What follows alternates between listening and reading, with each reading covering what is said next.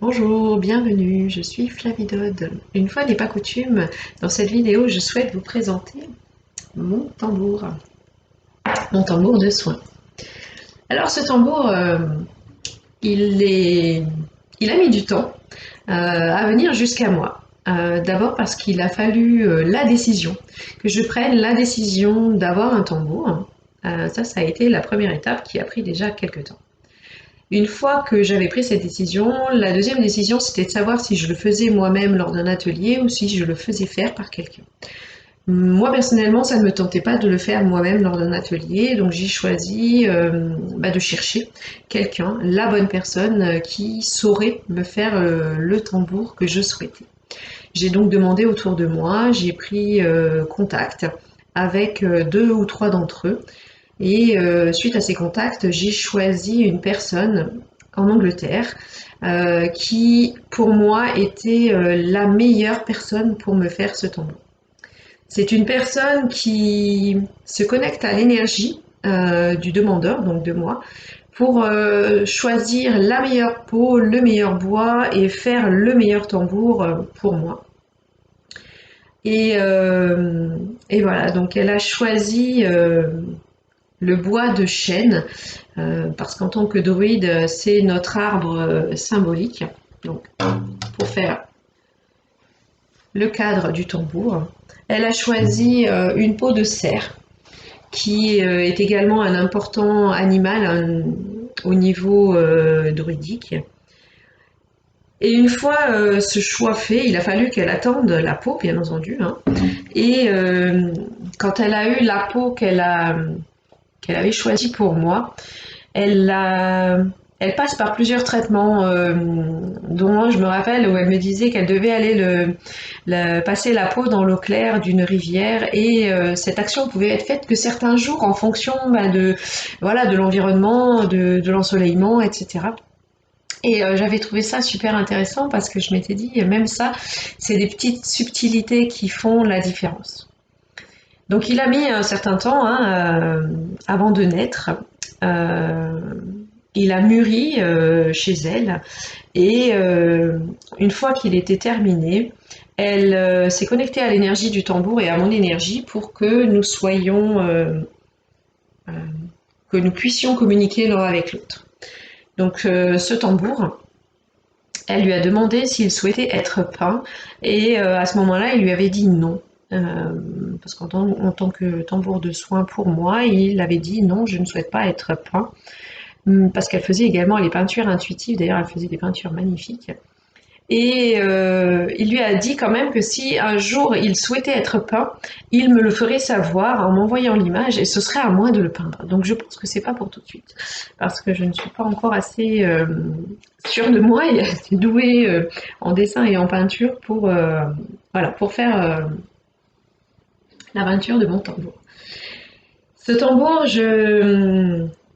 j'appréhendais un petit peu de le recevoir parce que j'avais l'impression que je ne savais pas jouer. Je pensais, déjà, j'avais mis du temps à accepter ma légitimité.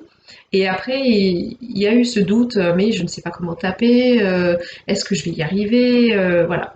Et donc en fait, quelques jours avant de recevoir le tambour, j'ai eu une vision d'un de mes guides qui est venu me dire que en fait tout était déjà en moi. Il a posé sa main sur ma tête pour me transmettre l'information et me confirmer que je savais au fond de moi, à l'intérieur de moi, comment utiliser le tambour. Et donc, quelques jours après, quand j'ai reçu le tambour, on était connectés. J'ai su tout de suite comment le prendre, comment jouer, et ça a été tout de suite facile entre nous. Et ça tombait bien parce qu'en plus, c'était un 21 juin, il y a quelques années maintenant. Et du coup, j'ai joué lors de ce festival druidique pour moi, pour la nature, un bon moment avec mon tambour, pour que nous communiquions tous les deux ensemble et pour que nous nous connections à la nature également.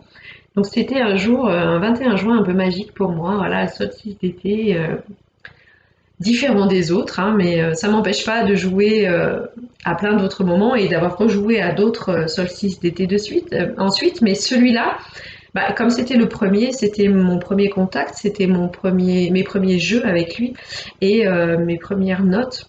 C'était c'était super quand même. Donc voilà. Euh, et comme il ne souhaitait pas de peinture sur lui, du coup, j'avais demandé à la personne qui m'a fait le tambour si elle connaissait quelqu'un qui faisait les housses de protection. Et ça tombait bien parce qu'elle connaissait quelqu'un qui faisait les housses de protection, en Angleterre également, avec des peintures personnalisées. Donc elle m'a fait la patte de l'ours d'un côté et mon ours de l'autre côté, avec la lune, voilà, pour la connexion avec le monde invisible, et j'avais trouvé ça très sympa. Et d'ailleurs, elle a même doublé à l'intérieur avec un superbe paysage avec des ours. C'est tout doux, c'est vraiment c'est super comme attention de sa part. Le tambour, je l'utilise lors des voyages chamaniques pour aider les personnes à se mettre en mode alpha, comme on dit, qui est le mode dans lequel nous pouvons nous connecter à nos guides, à nos alliés, ainsi qu'au monde invisible, au monde subtil, comme on dit. Ce mode alpha, c'est un mode dans lequel nous nous mettons naturellement au moment de nous endormir et au moment de nous réveiller. C'est d'ailleurs là où nous avons souvent nos intuitions et ah mais oui, voilà. Et donc en fait, ce mode, nous pouvons y accéder grâce au tambour et à un battement régulier et rapide qui nous permet de nous déconnecter de notre mental et nous connecter donc à notre intuition et à ce monde subtil. C'est donc assez régulièrement que je l'utilise. Alors pourquoi je l'utilise pas à chaque fois lors des voyages chamaniques? Parce que certaines personnes n'aiment pas le tambour ou certaines personnes n'arrivent pas à se déconnecter de la musique faite par le battement du tambour. Donc ça m'est déjà arrivé de ne pas l'utiliser lors des voyages chamaniques. Voilà, il faut savoir que c'est à vous de décider. C'est vous qui faites le voyage et qui choisissez la manière dont vous allez voyager. Je l'utilise également en soins, alors beaucoup moins régulièrement en soins, mais ça me permet d'accéder à un autre type de guérison en fonction donc du besoin de chacun. Voilà. Je peux vous jouer quelques notes. Il se trouve que à la vidéo, ça ne sort pas aussi bien et aussi net. Et il manque en plus la vibration vraiment de la peau. Donc je trouve ça dommage. Alors je vais couper la vidéo maintenant et ceux qui veulent, il reste quelques secondes de plus pour écouter un petit peu. Mais voilà, je vous dis tout de suite, ce ne sera pas agréable dans le sens où le son n'est pas aussi pur et aussi bon que quand il est fait en direct. Je vous souhaite une belle continuation.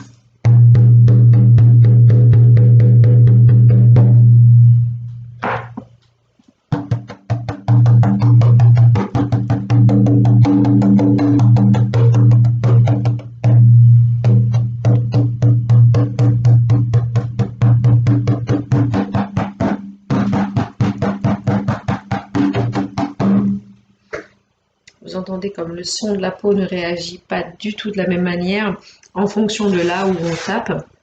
Et donc en fait, on choisit en fonction du besoin et de ce qu'on souhaite transmettre par le tambour, on choisit là où on tape parce qu'on a des sons plus graves ou plus aigus.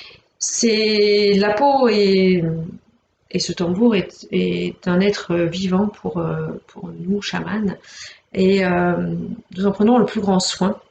Parfois, il faut la chauffer ou la travailler avant de sortir des sons.